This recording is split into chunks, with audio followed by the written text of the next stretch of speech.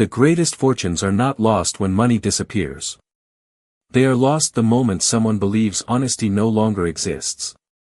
Rain washed across the streets of Manhattan as evening settled over the city, turning every passing headlight into long rivers of gold beneath the restaurant windows. Inside Le Claire Maison, one of the most exclusive restaurants in New York, conversations were soft, crystal glasses shimmered beneath warm chandeliers, and billion-dollar negotiations blended quietly with the sound of polished silver resting against fine porcelain. Grace Mitchell moved gracefully between the tables with practiced confidence. At 27 years old, she wore a simple white shirt beneath a neatly pressed black apron, her dark shoes barely making a sound across the polished hardwood floor. Most guests noticed only another waitress carrying coffee and desserts. Very few noticed the careful way she remembered every face, every preference, every small kindness exchanged between strangers. She believed details mattered because people remembered how they were treated long after they forgot what they had ordered. In another corner of the restaurant, Nathan Cole concluded an intense business dinner with international investors and senior executives from Cole Capital.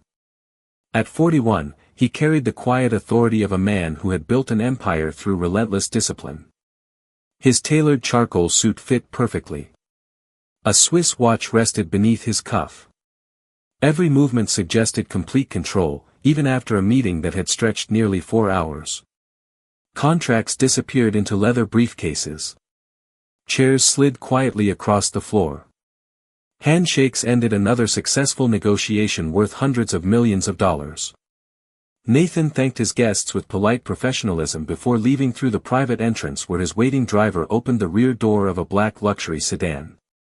Within seconds, the car disappeared into the rainy Manhattan traffic. Inside the restaurant, the evening continued. Grace cleared empty glasses, folded linen napkins, and carefully organized forgotten receipts left beneath coffee cups. She reached beneath one chair and felt the smooth leather handle of something unexpectedly heavy. She slowly lifted a dark brown suitcase onto the table. It looked expensive. The brass locks reflected the chandelier light. There was no luggage tag attached. She looked toward the entrance. The guests were already gone. Someone left a suitcase, she quietly told the restaurant manager. He walked over, frowned, and checked the reservation list. That must belong to the private business group. Another server looked at the case with raised eyebrows. Maybe it only has paperwork. Grace nodded. Maybe. The manager reached for the phone to contact the reservation coordinator, but no immediate contact number appeared in the system because the reservation had been arranged through a corporate concierge service. Place it in the office for now, he suggested. Grace carefully carried the suitcase toward the employee office at the back of the restaurant. It felt surprisingly heavy. She placed it gently on the desk beside the cash register logbook. A small folded document was partially visible inside an outer pocket that had not been completely zipped. Grace hesitated. She knew better than to search through another person's belongings.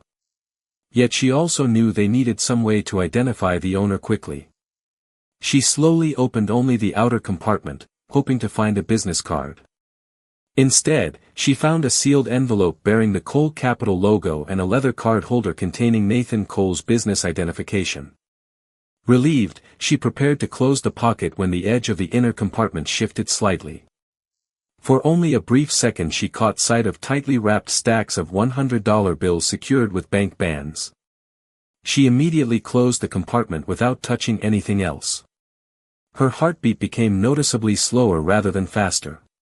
Money had never impressed her as much as responsibility.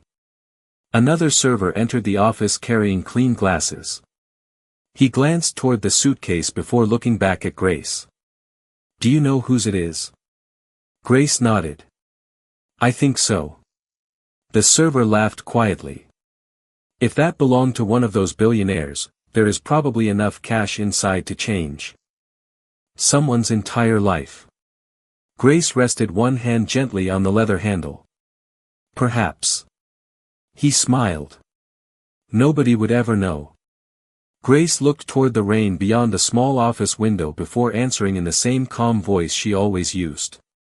I would know. The server shrugged and walked away, leaving the room silent again. Grace picked up the business card, carefully wrote down the emergency corporate contact number, and reached for the telephone. At that exact moment, several miles away, Nathan Cole stepped into his penthouse apartment, loosened his tie, glanced toward the place where the suitcase should have been beside his desk, and for the first time in many years felt the unmistakable weight of genuine uncertainty.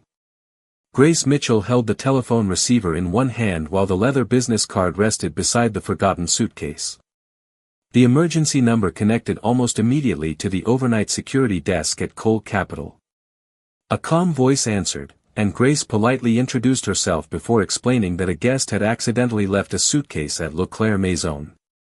The security officer asked several careful questions, then suddenly became much quieter after hearing the owner's name. Please remain where you are, he said. Someone will contact you within a few minutes. Grace thanked him and gently returned the receiver to its cradle. She locked the office door before placing the suitcase inside a secure storage cabinet used for confidential customer property. Then she slipped the only key into the restaurant safe, signed the lost property log with the exact time, and quietly returned to serving the remaining guests. Across Manhattan, Nathan Cole stood motionless inside his penthouse office. His tailored jacket rested across a chair, but his attention remained fixed on the empty space beside his desk where the suitcase should have been. It was not simply the cash that concerned him. The $100,000 had been withdrawn legally for a confidential acquisition scheduled the following morning. More importantly, the suitcase contained handwritten negotiation notes, signed letters of intent, and personal documents that existed nowhere else. He immediately called his chief of security. Within minutes, phone calls spread across his organization. His driver confirmed that the suitcase had been loaded beside him after the meeting. Restaurant reservations were reviewed. Vehicle cameras were checked. Then the security director interrupted the search with unexpected news. Sir, the restaurant has already contacted us. A waitress found the suitcase. Nathan remained silent for a brief moment. Did they describe its condition? They stated it appears untouched and secured. Nathan looked toward the rain falling beyond the floor-to-ceiling windows. Years of business had taught him that trust was expensive and often misplaced. Experience whispered that nothing valuable remained completely untouched when temptation appeared. Prepare the car, he said quietly. I will retrieve it personally. Back at the restaurant, the dinner rush slowly came to an end. Grace wiped the final table beside the window where Nathan's meeting had taken place only hours earlier. A fellow server approached with folded arms and an amused smile. You really called the owner? Grace nodded. Of course.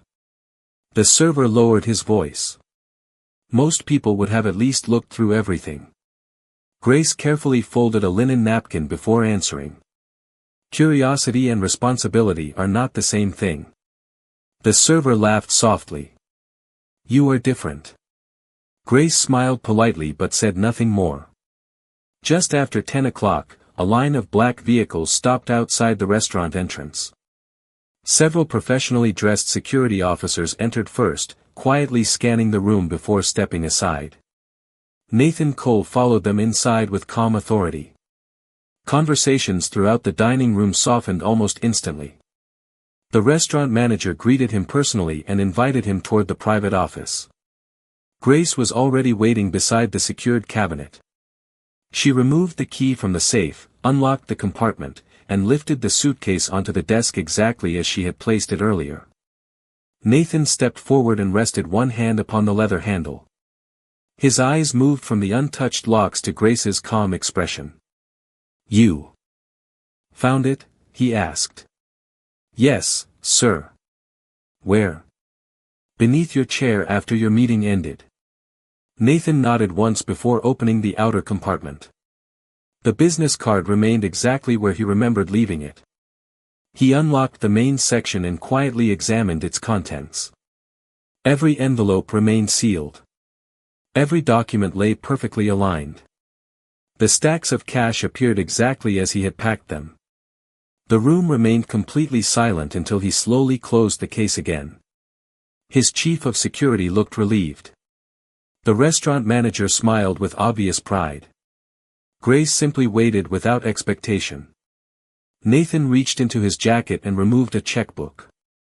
Without hesitation he began writing a substantial reward.